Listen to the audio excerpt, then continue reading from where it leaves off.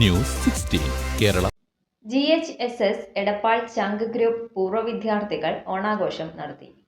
രാവിലെ പൂർവ്വ വിദ്യാർത്ഥികൾ തീർത്ത പൂക്കളം വരെ പ്രശംസ ഏറ്റുവാങ്ങി. തുടർന്ന് പൂർവ്വ വിദ്യാർത്ഥികൾ നടത്തിയ നാടൻപാട്ടും മറ്റു ഗാനങ്ങളും കൊണ്ട് ശ്രോതാക്കളെ ഉൾപ്പുളകിതരാക്കി. തുടർന്ന് പരിപാടിയുടെ ഉദ്ഘാടനവും പൂർവ്വാധ്യാപകരെ ആദരിക്കലും നടന്നു. ആശംസകൾ നേരാൻ എടപ്പാൾ പഞ്ചായത്ത് പ്രസിഡന്റ് സുബൈദ ടീച്ചറും വട്ടംകുളം പഞ്ചായത്ത് പ്രസിഡന്റ് നജീബ്, വട്ടംകുളം പഞ്ചായത്ത് മെമ്പറായ സുകുമാരനും മുൻ PTA പ്രസിഡന്റായ റഫീഖ് എടപ്പാളും എത്തിയിരുന്നു. അതിനുശേഷം പൂർവ്വ വിദ്യാർത്ഥികളുടെ നാടൻ കളികളുടെ മത്സരങ്ങളും ഉണ്ടായിരുന്നു.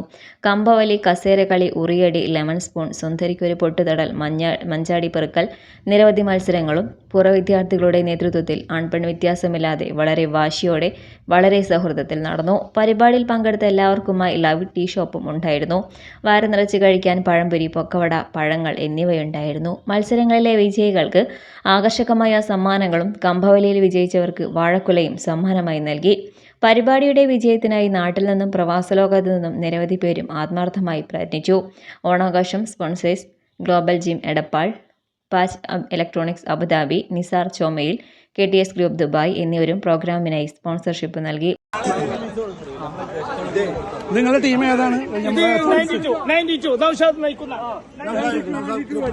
നിങ്ങൾ എടപ്പാൾ സ്കൂളിൽ ഏത് വർഷത്തിലായിരുന്നു? ഞാൻ 1992. നിങ്ങൾ 92 ഗ്രൂപ്പാണ്. ഓക്കെ. ന്യൂസ് 16 വേണ്ടി മുഹമ്മദ് കുട്ടി കൊള്ളമ്പ്. നിങ്ങൾക്ക് എങ്ങനെയാണ് നമ്മൾ